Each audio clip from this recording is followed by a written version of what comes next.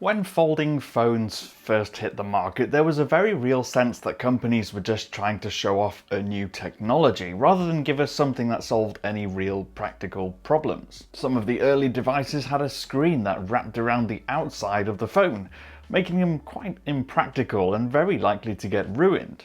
But Samsung sought to do things a bit differently. With the Flip series, it sought to bring us a device that you could use as a regular smartphone, but then fold it to make it more compact and more pocketable. Its first Galaxy Z Flip or Z Flip and Z Flip 5G weren't perfect, but they were very promising. And they were pretty expensive, but for 2021, Samsung has taken a different approach. It's redesigned the Z Flip and made it much more affordable. I'm Cam Bunton from Pocket-lint, and this is our review of the Samsung Galaxy Z Flip 3. And while you're here, if you could tap the like button, subscribe and the notification bell, that would be smashing. What's most surprising about the Z Flip 3 is how sturdy it feels. With any device with moving parts, bending elements or hinges, that sturdiness is crucial. After all, you don't want to have a product that feels like it might break apart at any moment. The aluminium frame all the way around the outside of both the top and bottom halves of the phone gives a solid feel to the device, while the metal spine over the hinge is similarly strong. When you open it up, the aluminium frame ensures you can't bend it back on itself unless you really try to do it on purpose too. Add that to a phone that has an IPX8 rating against water ingress, and you don't just have a phone capable of lasting the daily rigors of life, but also one that would survive just fine if you dropped it in water. Even the hinge, when it's in motion, has a smooth, purposeful feel to it. It doesn't feel loose or wobbly, and doesn't make any grinding noises. In fact, it's a pleasure to open and close, just like any flip phone should be. That tactile feedback you get from snapping it shut is far more enjoyable than just pressing a button on the side of a regular phone. It makes it more of an event, an experience. We get the feeling that the appearance was a big part of the focus for Samsung with the Flip 3 as well. Like any classic popular flip phone, it's as much a personal fashion accessory as it is a phone. So it's available in 7 different colours, and there are a handful of different cases, including models with rings and straps attached for holding them onto. The only design choice that could end up being problematic for some people is the gap when you shut the phone. Fold the phone to close it, and there's a gap between the top and bottom halves of the screen, near the hinge. If it spends most of its time on your desk, that's not an issue, but keep it in a pocket and you'll find it collecting particles of dust and fluff and needing to be cleaned regularly to keep it dust-free. And when you do open it, there's that crease in the display to contend with. Most of the time when swiping through the phone's interface, you don't feel it because most of those interactions are in the bottom half of the screen. However, we often find we would feel it when scrolling through apps like Twitter.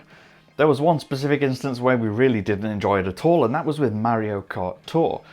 That's a racing game which uses swipe gestures by default for turning, and in landscape mode you have to swipe across the middle of the screen to take some of those turns. And when pressing towards the middle of the screen, its hinge design means it starts to fold somewhat. Now, like the design, the cover display on the front of the phone is another area that's seen a major improvement for the Flip 3. It's now a full colour AMOLED screen, and it's a touchscreen too. Double tap it and it becomes active and shows the graphic you've chosen. Then you swipe across to view your notifications, and this, in our experience, is one of its most useful features. There are a host of widgets available to load on the cover screen too, and you get to them by swiping right to left. And they include things like a weather widget, music controls, your next alarm, voice recorder, and a timer. More handy, however, is the selfie camera monitor. By double pressing the lock sleep button, you launch straight into the main cameras built into the phone's cover. The screen next to those 2 cameras then becomes your monitor, so you can shoot photos or videos of yourself without opening the phone. And that has the benefit of using the main cameras too, rather than the poor quality selfie camera inside. Now, spec-wise, the AMOLED main panel on the Flip 3 is up there with some of the top screens on the market. It's capable of reaching high refresh rates up to 120 frames per second and up to 1200 nits peak brightness. It even has support for HDR10+, so we'll show you your Netflix HDR content too. In terms of colours and brightness and dynamic range, it's hard to fault. It's a fantastic display, especially when you use it to watch a modern HDR series on your favourite streaming platform.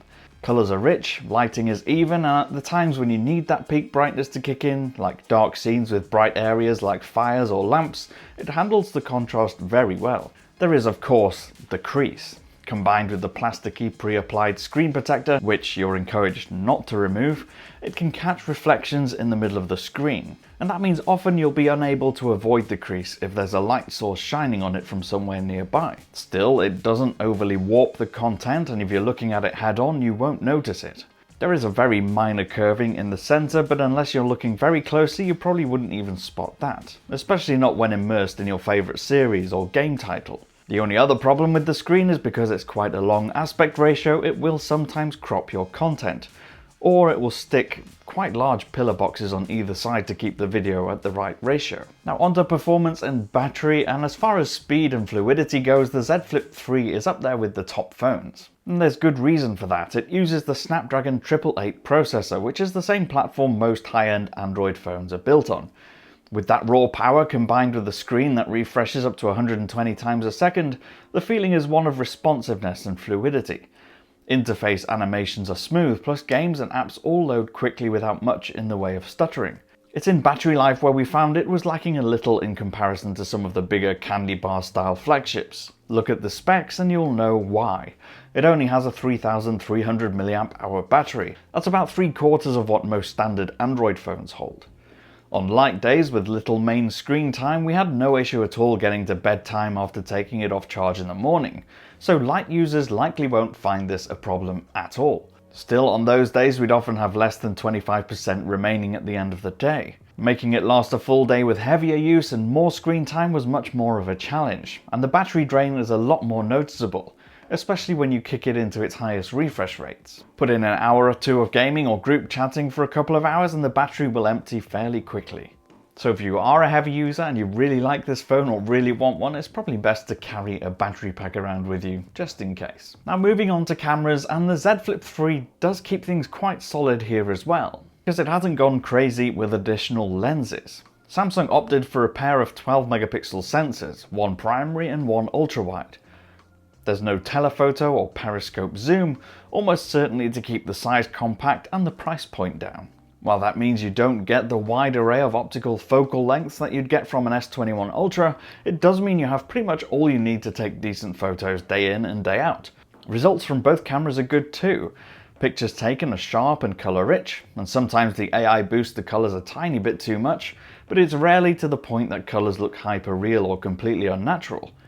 More impressive though is that for the most part the two cameras keep it consistent with each other in terms of colour and dynamic range. There are some subtle differences, like the ultra-wide being a tiny bit darker at times, but for the most part the two take photos that look like they came from the same device. Now, being critical, we did find the ultra-wide would sometimes distort towards the edges.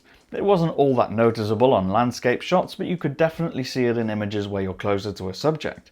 It has that almost fisheye-like quality to it when you're taking those. And while the phone doesn't have a dedicated telephoto zoom camera, you do still get the option to zoom digitally all the way up to 10 times. As you'd suspect though, the results when you do that aren't great. The further you push the focal length, the more it starts to look like an oil painting, completely lacking in any real detail or sharpness. You notice it as soon as you hit the 2x zoom, and it just gets worse from there. Now, every once in a while a phone comes along that changes everything, or at the very least makes you excited about technology again. The Galaxy Z Flip 3 is that phone. Are there compromises versus choosing one of the top tier flagships? Of course. But with the latest flip phone from Samsung, those compromises aren't as jarring or upsetting as they were in older generations. It's water resistant to high levels, has two decent cameras, and the performance of a proper flagship when it comes to speed. And it folds into a compact shape that's so much easier to carry around than a big flagship is. More importantly though, this year the technology doesn't come with a flexible phone tax. It'll cost you about the same amount as any normal top tier phone will, if not less in some instances. Let me know what you think of the Galaxy Z Flip 3 in the comments down below. Are you going to get one? Are you excited about this latest crop of foldable phones, or will you be sticking to the more powerful candy bar style? If you did like this video, it would mean a lot to us if you hit that thumbs up and subscribe and tap the notification bell to make sure you don't miss any more of our uploads. I've been Cam, I'm at Cam Bunton on social media, and I'll see you again soon. Bye for now.